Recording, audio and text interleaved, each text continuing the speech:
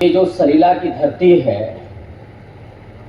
वो क्रांतिकारियों की धरती तो थी ही, अब विद्वानों की भी धरती है। स्वामी ब्रह्मानंद की धरती है और बगल में ही झलकारी बाई भी पैदा हुई थी और थोड़ा इधर फूलन देवी ने भी अपना कर्तव्य दिखाया था। तो हम तलवार और बंदूक की लड़ाई तो पहले से जानते थे, अब जरा कलम की लड़ाई की बात कर ली जाए, जरा संविधान को बचाने की लड़ाई की बात कर ली जाए।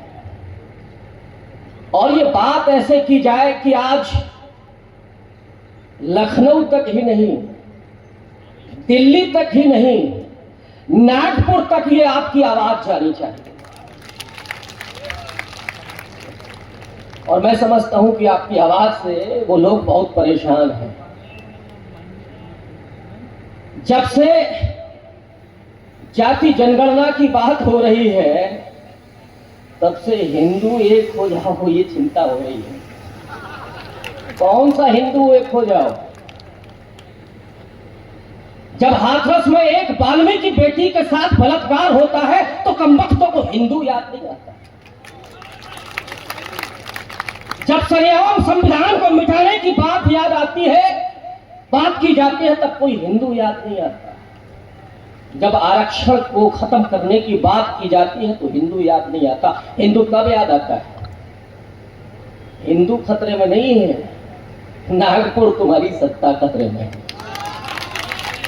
और मैं इसलिए आज दिल्ली और लखनऊ को संबोधित नहीं करूंगा, मैं आज संबोधित करूंगा उस टेलर सत्ता को जो कल कह रहा था, और मुझे कोई डर नहीं, कोई शर्म नहीं। जिस देश का प्रधानमंत्री किसी ऐसे अनकॉन्स्टिट्यूशनल व्यक्ति को माननीय कह रहा हो तो इसका मतलब है कि हमारे राष्ट्रपति का आपने अपमान किया है। और तब हिंदू कहां गया था? जब पार्लियामेंट का उद्घाटन हो रहा था, तब वो हमारी माननीय राष्ट्रपति आदिवासी महिला वो कहां थी? राम मंदिर के उद्घाटन में कहा था हिंदू तो हम भी थे और ओबीसी तो एक भी नहीं। दलित तो लड़ाई लड़ रहा है तो एक बिठा दिया, उसी से ईंट भी रखवा दी, और जो निकल रहा है उसको बार बार उस मंदिर में ले जा करके लड्डू खिलाए जा रहे हैं। लेकिन लड्डू भी तुम्हारा फीका निकल गया। हमको ये तुम्हारा लड्डू नहीं चाहिए, हमको हमारा रिजर्वेशन चाहिए, हमको हमारा संविधान चाहिए, हमको हमारा अधिकार चाहिए। और आज सरीला की धरती पर हूं और सामने माताएं बैठी हुई हैं। जो बातें हो चुकी हैं वो मैं नहीं करूंगा, मुझे मालूम है कि यहां बहुत प्रबुद्ध लोग हैं। यहां पर गीत भी हुए और बहुत भाषण भी हुए, लेकिन मैं इमोशनल हो रहा था आज बाबा साहब को याद करते हुए। और इसलिए इमोशनल हो रहा था कि आज हमें अगर बोलने का अधिकार मिला है, आपको अगर कुर्सियों पर बैठने का अधिकार मिला है, आपके कान खुले हुए हैं, अब कोई माई का लाल ये कहने की हिम्मत नहीं कर रहा है कि आप वेद सुनेंगे तो आपके कान में शीशे पिघला करके डाल दिए जाए। और डंके की चोट पर यहां से कहा जाना चाहिए कि अगर आप हमारी कलम और किताब छीनने की कोशिश करेंगे तो हम कभी फूलन देवी भी हो सकते हैं, कभी झलकारी बाई भी हो सकते हैं। इसको याद रखिएगा। बेहतर होगा कि स्वामी श्रद्धानंद हमको रहने दीजिए, ये बहुत जरूरी है दोस्तों। मैं बात वहीं से करूंगा। और नागपुर में कल कुछ होने जा रहा है और हमारे एक और ये जरूरी है पूरे सांस्कृतिक सत्ता को स्थापित करने। राजनीतिक सत्ता तो आई और चली गई, क्यों गई जरा इस पर भी विचार कीजिएगा। बाबा साहब अंबेडकर ने बहुत साधारण शब्दों में लिखा कि सांस्कृतिक सत्ता जब स्थापित होती है तभी राजनीतिक सत्ता टिकाऊ होती है। सम्राट अशोक तब पैदा हुए थे जब बुद्धिज्म पूरा खड़ा हो गया। दुनिया के 50 देशों में वो बुद्धिज्म पहुंचा था, लेकिन ये लोग पीठ पर छुरा घोंपने वाले हैं, सावधान रहिएगा। ये SC ST के आंदोलन में भी इन्होंने मध्य प्रदेश में पीठ पर गोलियां मारी थी। अरे कमबख्तो, अगर हिम्मत है, अगर वीर हो तो छाती पर गोली मार करके दिखाओ तो जानो। और ऐसे जो संविधान मिटाने की बात करते हो, तुम्हारे बाप दादाओं की भी औकात नहीं। जो कह रहे थे अभी जिसकी बात हुई कि ये तेली कुम्हार विधानसभा में जाकर के क्या करेंगे, नगर पालिका में जाकर के क्या करेंगे, ये हल कौन जोतेगा? हम हल भी जोतेंगे और अपने संविधान भी लिखा। और संविधान कैसे लिखा? बाबा साहब अंबेडकर कितने बीमार थे उस वक्त, और ये किसके लिए लिखा? दलितों के लिए, पिछड़ों के अधिकारों के लिए, अल्पसंख्यकों के लिए, महिलाओं के लिए। लेकिन हमारी माताएं बहनें शायद अभी नहीं जानती, बहुत कम जानती है। और एक बात मैं जरूर कहूंगा आपसे कि उस समय जो 6 करोड़ अछूतों की आबादी थी, जिनके लिए बाबा साहब चाहते हैं पढ़ाई करने के लिए, बाबा साहब अगर चाहते तो ब्रिटेन में बस जाते और कोई इंतजार भी कर रहा था। अमेरिका उनको हाथों हाथ लिया होता। लेकिन बाबा साहब इस देश में आकर के संघर्ष करते हैं, और इसलिए करते हैं कि हमारे जो 6 करोड़ अछूत हैं उनका उद्धार नहीं, उनका सशक्तिकरण होना चाहिए। और इसके लिए उन्होंने अपनी 4 संतानों को भी खो दिया। मुझे उनकी वो चौथी संतान याद आती है जिसको राजरत्न कहते हैं, बोझ राजरत्न।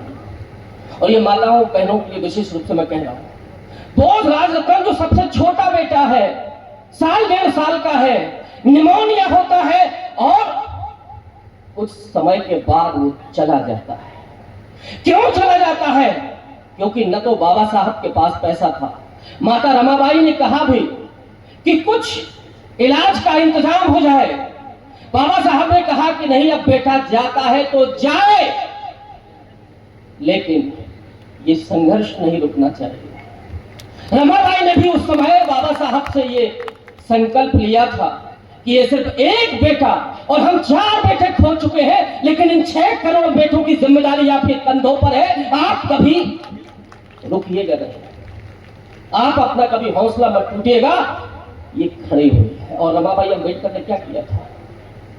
रमाबाई अंबेडकर ने उस बच्चे को विदा करने के बाद जब बाबा साहब फिर से पढ़ने के लिए गए तो उपले पात करके, कंडे पात करके, उससे उनको बेच करके, और वो पैसा उन्होंने बाबा साहब अंबेडकर को भेजा है। जो ये कहते हैं कि माताएं बहनें क्या करती हैं, पत्नियां क्या करती हैं, उसका सबसे बेहतरीन उदाहरण रमाबाई अंबेडकर का।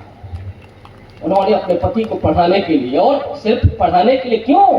क्योंकि 6 करोड़ अछूतों के उद्धार का सवाल था। इस मिशन के साथ अगर आप चलेंगे, और अब माताएं बहनें उस उरूज पर हैं कि वो सिर्फ रमाबाई अंबेडकर नहीं, अब वो इस देश की सुशिक्षित, वैज्ञानिक, डॉक्टर और इंजीनियर बेटियां बन रही हैं। उनको हम थोड़ा सा पार्लियामेंट में और देखना चाहते हैं, उनको विधानसभाओं में और देखना चाहते हैं। और इसलिए जरूरत है फिर से सड़क पर उतरने की। और सड़क पर क्यों? क्योंकि जो सरेआम ये कह रहे हैं कि हमें संविधान बदलना है। और संविधान क्यों बदलना है? ये जो आरएसएस है, ये जो मोहन भागवत है, और उसका जो दूसरा सरसंघ चालक था एमएस गोलवलकर, जो ये लिख रहा था कि हिंदू व्यवस्था में जाति व्यवस्था भी होनी चाहिए और सामाजिक असमानता भी होनी चाहिए। और उसने क्या किया?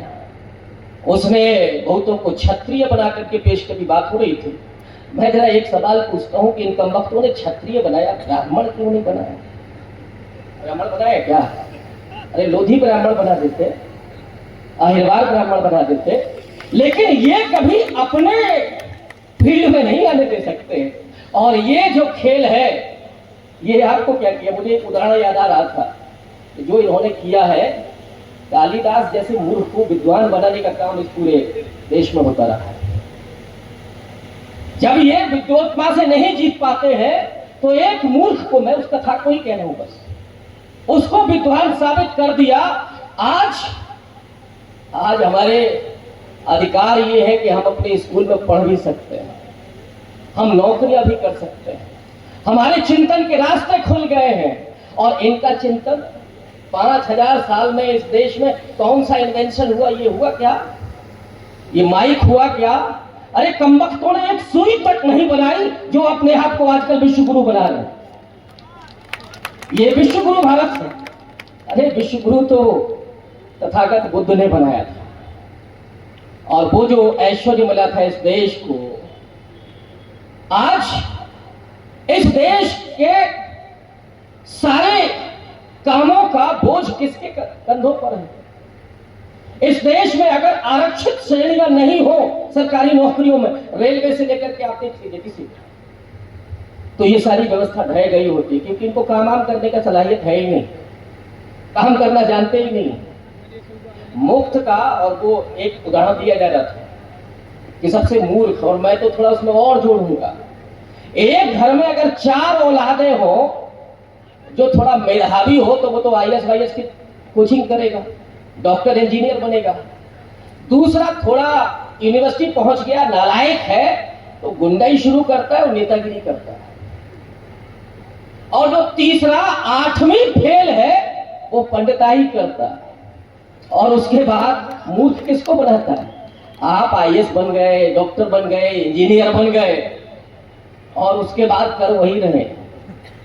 तो उस व्यवस्था को, और मैंने तो यहां तक सुना है, मैं अपने सुनी हुई बात को बता रहा हूं, गांव में जो सबसे नालायक बच गया, परिवार में जिसके पास कोई रोजगार नहीं है, तो 2 आपस में बात करते हैं, सोचते हैं कि एक मंदिर बर्बाद है, ये भी लड़का शिफ्ट हो जाए।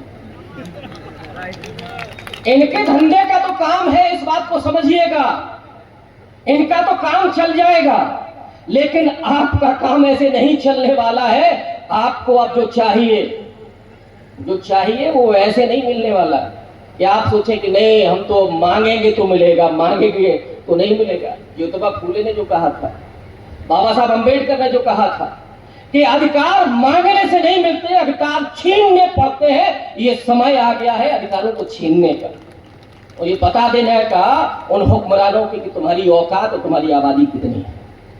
इसलिए जरूरत है उस जाति जनगणना की। और ये जो पूरा माहौल चल रहा है, एक झटका लगा अभी, लेकिन उसके बाद भी आप हालात देखिए, टोन नहीं बदला है।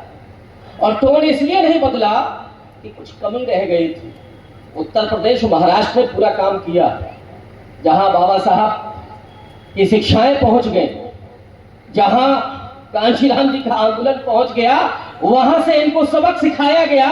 और मैं जो अभी देख रहा हूं, जितने आप लोगों ने चित्र लगाए हुए हैं युवा साथी टीम ने, मैं शायद गिना तो मुझे 30-32 अगर 33 हैं, तो ध्यान दीजिएगा, ये 33 उस 33 करोड़ों पर भारी है। इन 33 को अगर याद करते रहेंगे तो वो 33 करोड़ गायब हो जाएंगे। और एक जिस परम ब्रह्मा की बात करते थे, उस एक बाबा साहब ने आपको खड़ा कर दिया, आपको वो अधिकार दे दिया। इसलिए आप हाथ फैलाने की जरूरत नहीं है, अधिकारों को छीनने की जरूरत है। लेकिन वो कैसे मिलेंगे, बस एक बात को कहूंगा, मुझे मालूम है कि वक्ता बहुत है, और वो बात है कि जब तक आप अपनी सांस्कृतिक सत्ता स्थापित नहीं करते, तब तक राजनीतिक सत्ता आपके हाथ में नहीं आ सकती। वो सांस्कृतिक सत्ता कैसे आएगी?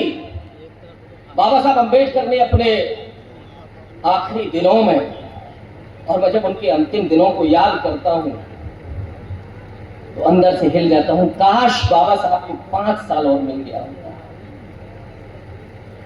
वो नहीं मिला, लेकिन उन्होंने जो 2-3 उद्देश्य सामने रख दिए थे, educational society of India, Buddhist society of India, बौद्ध धर्म ग्रहण किया, और उसके बाद रिपब्लिकन पार्टी ऑफ इंडिया वो भी बनाया।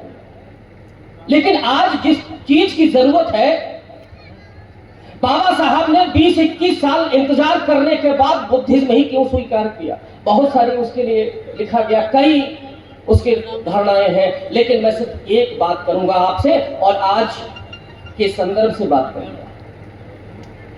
बाबा साहब अंबेडकर ने अपनी किताब में लिखा कि बुद्धिज्म और हिंदुत्व का एक इतिहास है, परस्पर संघर्ष का इतिहास। एक और था जब बुद्धिज्म ने इस देश में सांस्कृतिक और राजनीतिक सत्ता स्थापित की, लेकिन गद्दारों ने उस सत्ता को खत्म कर दिया, तमाम बुद्धिस्टों को मार दिया, भगा दिया।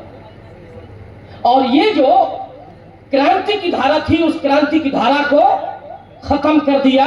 और आज जब हम बुद्धिज्म की तरफ जा रहे हैं तो उस क्रांति की धारा को फिर से खड़े करने के लिए जा रहे हैं, इसीलिए वो बुद्धिज्म को स्वीकार करते हैं। और आज जब हम देखते हैं कि जो हिंदुत्व है, जो पूरे देश में एक आक्रांत विचारधारा के रूप में सामने आया, ये सिर्फ राजनीतिक सत्ता का मामला नहीं है, ये वो विचारधारा है जिसने आक्रांताओं की तरह हमले किए। बाबा साहब अम्बेडकर के समय में वो आरएसएस है, वो हिंदुत्व की बात हो रही है, हिंदू महासभा है, राम राज्य परिषद है, और वो तमाम लोग हैं जो बाबा साहब को गालियां दे रहे थे, जिनको लग रहा था कि एक अछूत संविधान लिखेगा, एक अछूत हिंदू कोड बिल लेकर के आएगा, महिलाओं के अधिकार करेगा। और लांछन क्या क्या लगाए जा रहे थे कि अम्बेडकर तो इसलिए हिंदू कोड बिल लेकर के आ रहे हैं क्योंकि उनको शादी करनी है। और उस समय जो तांडव था, पार्लियामेंट में गायों को घुसा दिया गया था, बाबाओं ने पूरा अनशन किया था। और आज बाबा कहां हैं? 2-4 तो जेल में है, लेकिन जब चुनाव जीतना होता है तो जेल से उनको रिहा किया जाता है, पेरोल पर आते हैं। असली जगह उनकी वही है। इन बाबाओं ने क्या किया, क्या दिया है इस देश को, और इन तमाम हजारों करोड़ों बाबाओं के ऊपर मेरा एक बाबा भारी है, जिस बाबा ने आपकी आंखें खोल दी कि अब बाबाओं के चक्कर में नहीं पड़ना, क्योंकि यहां तो आसाराम से लेकर के राम रहीम तक है, जिनका एक ही काम है। उस समय बाबा साहब ने बौद्ध धर्म ग्रहण किया था। वो देख रहे थे कि इस समय जो सपोला है वो आगे चल करके एक बड़ा विषधर बनने वाला है।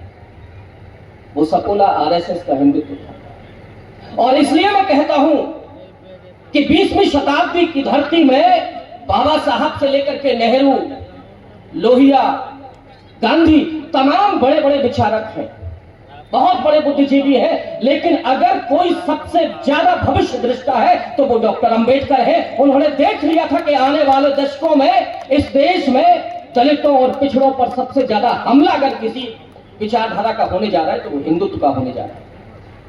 इसलिए उन्होंने बुद्धिज्म ग्रहण किया और इस बुद्धिज्म के जरिए आपको काउंटर करना था। और जो आज सरेआम ये कह रहे हैं कि साहब हम हिंदू राष्ट्र बनाना चाहते हैं, और उसमें भी कहते हैं परम पूज्य बाबा साहब ने कहा था कि अब कोई आंदोलन नहीं करना है। कल मोहन भागवत बोल रहे, आंदोलन नहीं करना है, माने गुलामी स्वीकार कर लेनी है। लेकिन बाबा साहब ने क्या उस भाषण में ऐसा कहा था, जरा पढ़ लीजिएगा। 25 नवंबर 1949 का बाबा साहब का भाषण बेहद महत्वपूर्ण है। समय कम है इसलिए मैं उसको धृत नहीं करूंगा।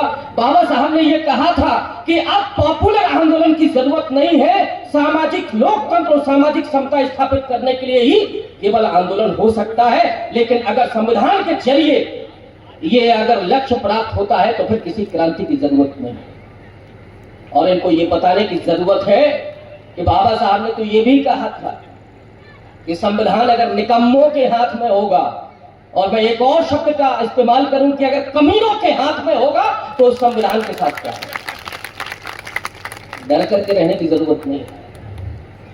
और वो कह रहे हैं कि साहब नहीं, माथा देखा ना, 240 पे ही नानी याद आ गई थी कि संविधान पर हम तो प्रणाम कर रहे हैं। अभी तुम कहां कहां प्रणाम करोगे, थोड़ा रुक जाओ, ये जागृति चालू है। और मैं इसे पूरे देश में देख रहा हूं।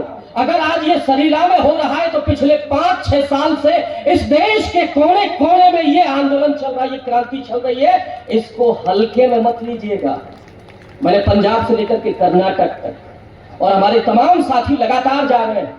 इनको सैल्यूट करने की जरूरत है कि इस देश में अगर कोई क्रांति की अलग चिराग जगा रहा है तो वो कोई पॉलिटिकल लीडरशिप नहीं है। इस देश के बहुजन विचारक है, बहुजन बुद्धिजीवी है, बहुजन नौजवान है। ये जो टीम है, युवा साथी टीम, वो इस देश में अपना हक लेने के लिए और बदलाव करने के लिए छोड़ने वाले नहीं है। हम वो नहीं है कि भूल जाएंगे। बाबा साहब नहीं सोए थे बहुत रात, हम भी नहीं सोएंगे, लेकिन तुम्हारी नींद हराम करना भी मुझे आता है।